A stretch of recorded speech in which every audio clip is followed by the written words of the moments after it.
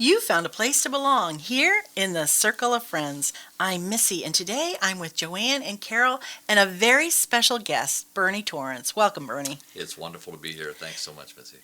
Well, we love having you with us, and thank you so much, Joanne and Carol, for bringing Bernie along today. Oh, we were excited. We started talking about what we could do this week, and Carol came up with this wonderful idea, and so here's Bernie, and we'll have another guest joining us later in the week. Awesome. Yeah, I'm so glad that you can be here, Bernie, and just joining us and talking about the exciting things that God is doing in prisons and just in general in setting the captives free. I love that concept of captivity because, when you think of captivity, you think of a zoo, and so often prisons can look like a zoo when you walk in, and it's not just a place you go to watch people incarcerated. It's you see that God is working mightily in both the jails and the prisons. Mm-hmm. When I was thinking, when we started talking earlier this week, that, when you turn the TV on right now, there is so much bad news out there. It is just, it's depressing to watch the news. I'm not even sure it's news. I'm not sure what it's actually called today. But everything is so depressing. There is so much in the news that is always negative and the downside of things. And so when we started talking about this, I got excited because I just thought, people need some good news. People need to see that there are things that are changing, that lives are being changed, and not everything has to be gloom and doom. And so I'm excited about this week because I see this as a good news for what's happening in the jails and the prisons, because eventually those people will be released. Mm-hmm. And when they are released, they have a new outlook on life. One of the things that's happened in the last year is we think of news feed, so that's how news works. It feeds us. And Jared Kushner, who is Donald Trump's son-in-law, his father had served time in the prisons. And so when they got into the position of being able to make change at a federal level, one of the good news items is the first bipartisan vote that was taken where everybody agreed nearly unanimously was on prison reform. And as believers, it's called the Second Chance Act. Isn't that amazing? Wow. I think in Christianity, where would we be without a second chance? That's right. Absolutely. And so again, that's good news because it is now in the budget of the United States to begin this restorative justice program. Mm-hmm. I love that. There's so many people in prisons for one reason or another, and it doesn't. Right now, it doesn't. There's almost like no way out, or when you get out, there's no moving forward almost in the way things are now. So setting something up, which we all know, spiritually speaking, the restoration, the reforming, the transforming comes through Jesus Christ. And you certainly don't have to be in jail or prison to be in captivity. Amen. Not at all. That's one of the beautiful things to understand is that captivity is when we are isolated. Many are in solitary confinement right now in their own home. Mm-hmm. And any time that our thoughts are not brought into captivity, yes, casting down those imaginations. So it's just wonderful. Mm-hmm. I always think about the fact that what you think about in your heart, what you think about and what you dwell on is what you will become. And so often when everything around you is negative and all that you're feeding on is negative, it affects who you become. Mm-hmm. And you play those things out in life. And you actually set up your own captivity many times because of what you're feeding yourself and what you're thinking about, what you're dwelling on. And it becomes who you are. Joe, I think it's incredible that when we think of prisons, especially in the state of Ohio, they don't use the word prison. They don't use the word prisoner. It's the Department of Rehabilitation and Correction. Mm-hmm. So when you think of what it's designed to do is to bring us into correction. Mm-hmm. Just train up a child. That's what happens. Mm-hmm. You correct. And then the rehabilitation is when people just learn new habits. That's the beauty of they learn things that make life work. They make life work. And we had one inmate had said to me, he said, "How can I be rehabilitated if I've never been habilitated?" I never learned the habits in the beginning. So as a father, I'm a grandfather now, actually a great grandfather, and the ability to go in and be a dad to people who were fatherless, or to be a grandfather to be in the lives of people that maybe didn't know their grandfathers. It's amazing in prisons how many mothers and grandmothers are recognized, but fathers and grandfathers, very unique in the African American community specifically. Well, Bernie, you've been in prison ministry, quote unquote, a long time, but how did you tell us a little bit about how you got started in that? Amazing. It started in Colombia, Joanne, with your dad. And we're talking Colombia, South America. Exactly, the time of the cocaine cowboys. It was the time of the El Catedral, where people would be locked up and incarcerated, but then that was to prove to our DEA that they were in jail. But then the jail was like a Hilton 5-star hotel. I mean, they coming and going, and corruption, and running their cartels from the prisons. Medellin specifically, I mean, a door that went back and forth. It was safe to be a criminal inside the prisons of Medellin. And so a fellow by the name of General Ricardo Cifuentes was brought out of retirement by President Uribe, and they said the most corrupt institution in Colombia is the prison system. They had 141 prisons, and we will not change prisons with more guns and razor wire. We have to change the minds of people, and that's when the round table system that you use was taken in, and we rode that horse. It was amazing. It was all with prison guards or correction officers and the administration. It wasn't even the prisoners, because the corruption laid in that correction area where people were taking bribes and things like that. And in Ohio, it's no different. We have about 30 facilities here, but they fight things right now in our prisons like drones. I mean, the drones can come over and drop a cell phone. A cell phone is solid gold in the prison system. Yeah.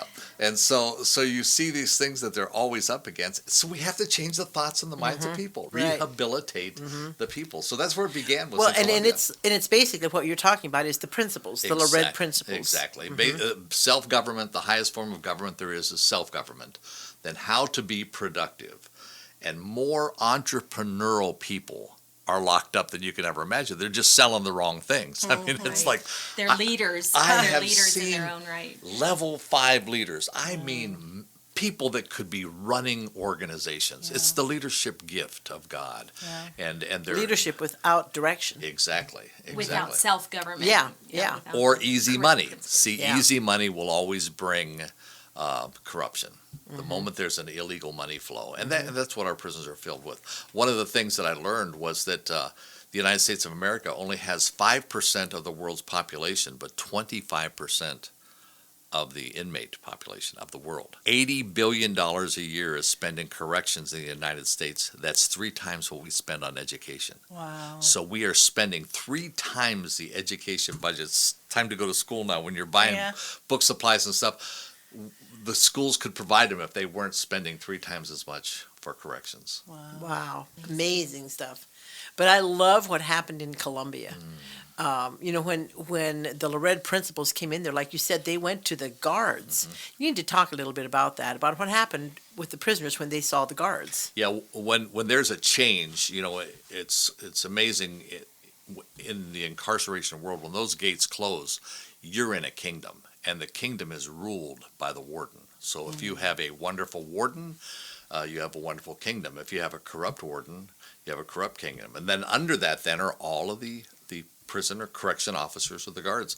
Well, what happened was the guards were engrafting these things like honesty and dependability and work ethic, and the prisoners started seeing a change in the guards. And the greatest evangelical phrase I ever heard in my life is, "I want what you have." And that's what they said. They said to the guards, "I want what you have. What are you feeding on now? What is your news feed now?" Why have you changed? Massive change. And so they allowed then a few of the prisoners to come in, actually handcuffed and shackled to the round tables.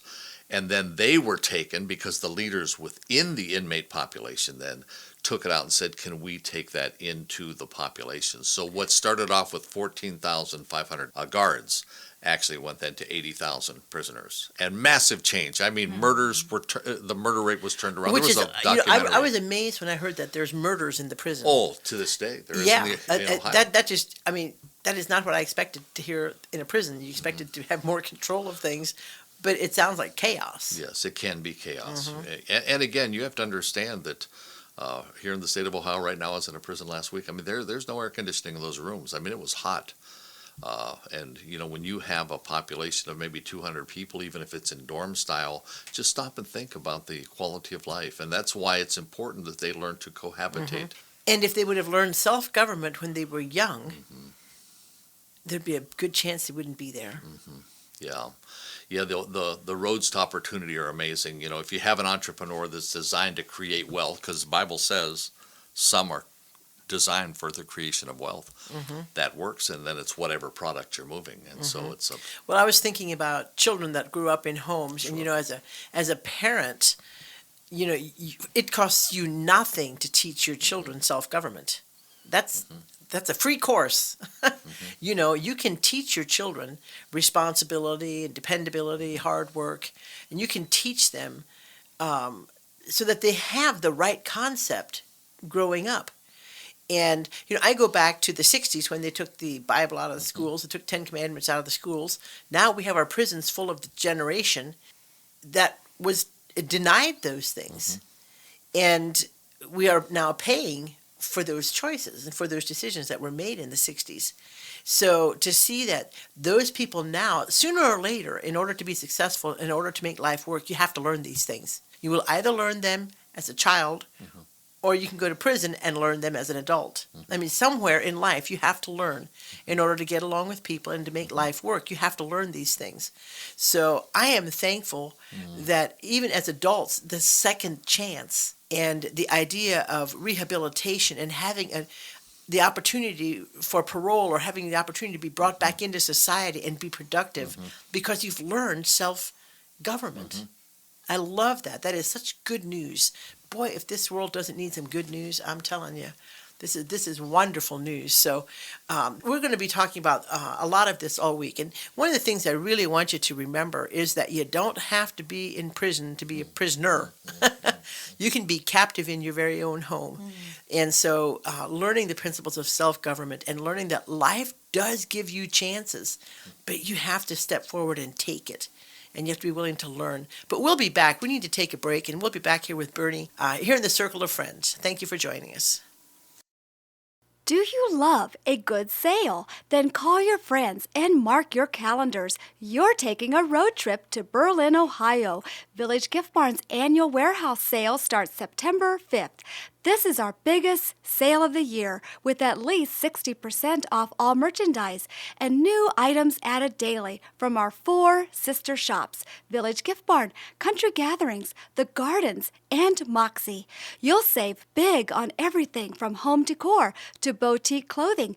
You do not want to miss this, but you'll have to hurry. This fantastic sale ends September 14th. Village Gift Barn is located in the heart of Amish country at 4755 State Route 39 in Berlin, Ohio. Follow us on Instagram and Facebook and stay in the loop on all our exciting happenings.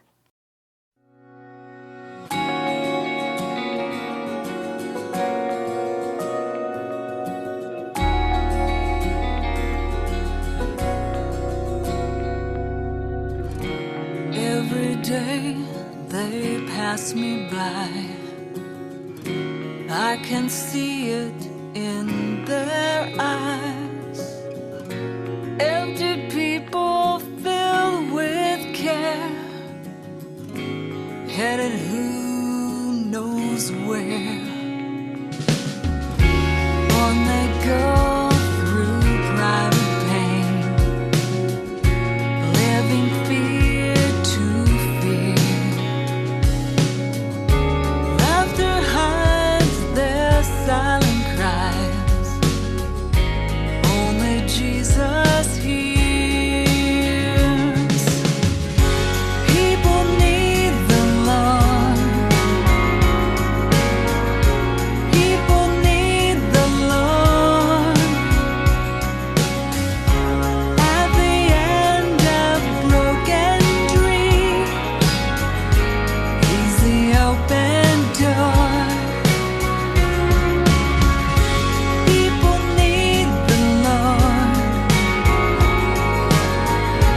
people need the Lord. When will we realize people need the Lord?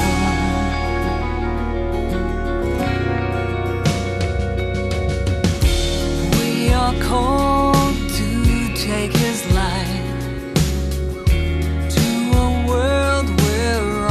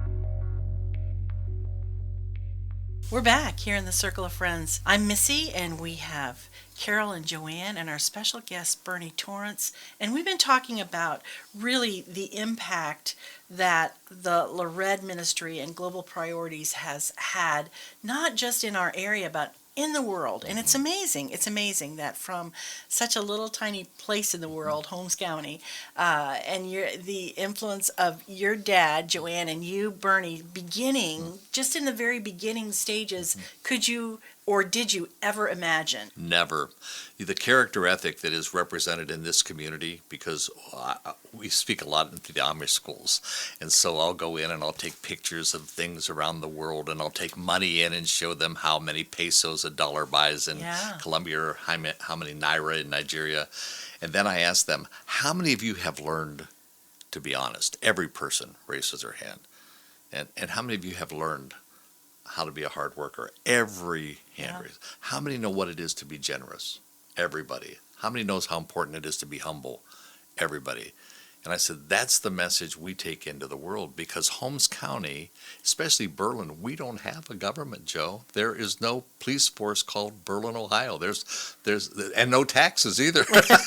Nice. In Berlin, Ohio. But that concept of self-government is what built the United States. And so that's what we were talking about, how important it is to boss yourself. Remember when Charlene Miller would say that? She was a kindergarten teacher, and she said, the first lesson I teach the people in our community, little kindergartners, when they come in, boss yourself. Let there be a voice that tells you what to do. That is self-government. What a wonderful idea. I love the boss yourself. I kind of forgot about that, Yeah. but I do remember hearing that. Yeah. And that is really what it comes down to, is such a simple thing as bossing yourself. It's like people have allowed their minds to be a free-for-all. And just, if it feels good, do it. And if it's right in your eyes, it's okay. It's like there's no plumb line. And without a plumb line, we have all this corruption, we have all this stuff that's going on, which is filling our prisons, because we've lost the plumb line. We've lost the right and wrong. And, I recently heard, in fact, I think it was yesterday, my sister-in-law said something about some famous person somewhere, probably Hollywood, saying something about our schools need morality. And there was actually a discussion, and people were upset about this idea of having morality in school because of the person who said it. They didn't like the person who said it, and so it became an argument as to whether or not we should have morality in school, teach morality in school. And I thought, that's crazy. I don't care where it comes from. We need to teach morality in school regardless of who says it, because it will change things. It's like, our values have changed, but principles are always the same. It's the plumb line. It's It's the true plumb north. line. It is true north. Well, and let me remind our listeners that Lared and Global Priorities are based on the principles out of Proverbs.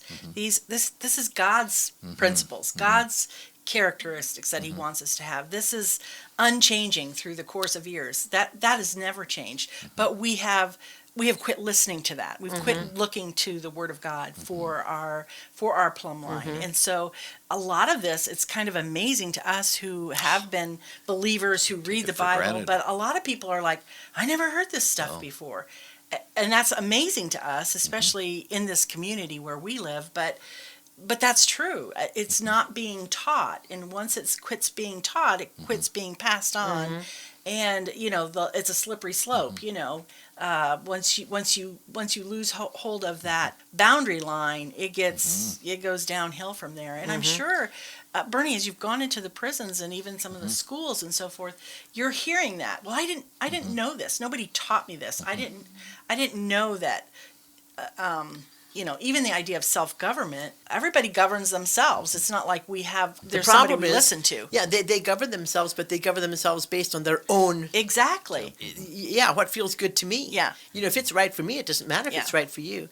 I think about all of the violence that we're having right now with all the shootings and the things that are going on. That gun hasn't done anything wrong. Nothing. It's the mind behind the gun. And again, boss yourself. Sure.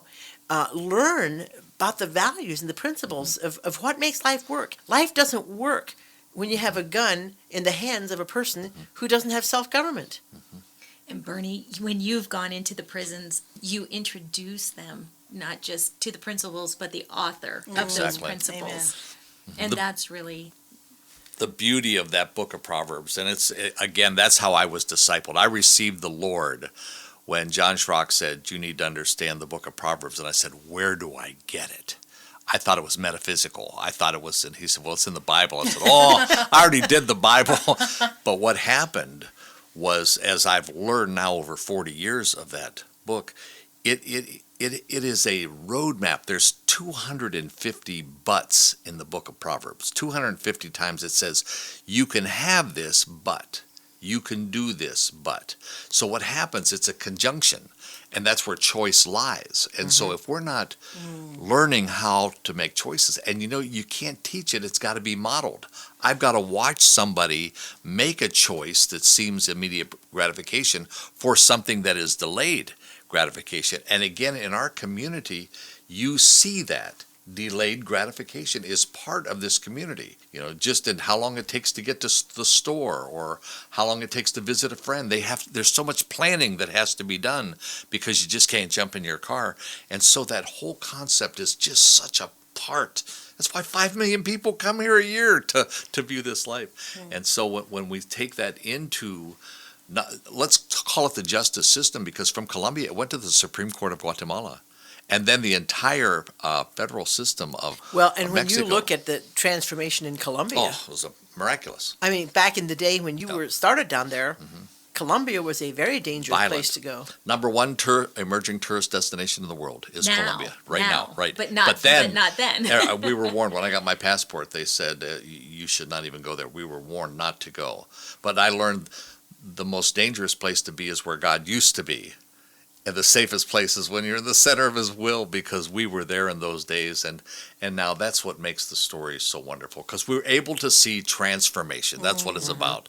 I once was lost, now I'm found. And there's a nation now that is a sheep nation because So what is happening with Loretta in Colombia today? Oh, it's incredible. Colombia has become really, there was a prophetic word given that they would be the spear into South America, that there was like the knife of the pierce. I don't know if you remember the tip of the spear with Gates of Splendor in the Peruvian. That's when Nate Saint and those guys were murdered. That thing has all been so redeemed. Those nations are so, from Colombia to Peru to Bolivia, even Venezuela now is coming into Colombia. All the way Paraguay right now, 60,000 people now are going through the antivirus program, the school program there. It's just amazing because the world is coming to Christians for answers. Yeah. I've heard that phrase Yes, before. yeah. I was thinking when you said justice, Bernie, Yes. I this verse in Psalm 146:7 says, "Who executes justice for the oppressed? Who gives food to the hungry? The Lord sets the prisoners free." And that's what we're talking about. It's his doing, that he came to set the captive free, and we are vessels to help execute justice on his behalf. This week, Roger Schuler is going to be joining us, and one of the things that is fabulous, and the listeners, if you could just grab this, the courses that were taught in our universities were called criminal justice. That's what you got your degree in, criminal justice. CSI, criminal justice. Now what God has brought into the universities is restorative justice. Think of that mind shift. And one of the places we worked was Malone College, Malone University there. They have one of the first restorative justice programs in the whole country, where the justice isn't to punish the criminal, it is to restore the justice system. So God is working in words and phrases and things that are just part of exactly the scripture that you said. Yeah, and I want to read this too, just because this is so exciting to me, because Isaiah 61 says, "The year of the Lord's favor. The Spirit of the Sovereign Lord is on me, because the Lord has anointed me to proclaim good news to the poor." And that's what we were talking about earlier, is that good news. "He's sent me to bind up the brokenhearted, to proclaim freedom for the captives, release from darkness for the prisoners, to proclaim the year of the Lord's favor and the day of vengeance of our God, to comfort all who mourn, provide for those who grieve in Zion, bestow on them a crown of beauty instead of ashes, the oil of joy instead of mourning, a garment in praise instead of a spirit of despair. They will be called oaks of righteousness, a planting of the Lord, for the display of his splendor.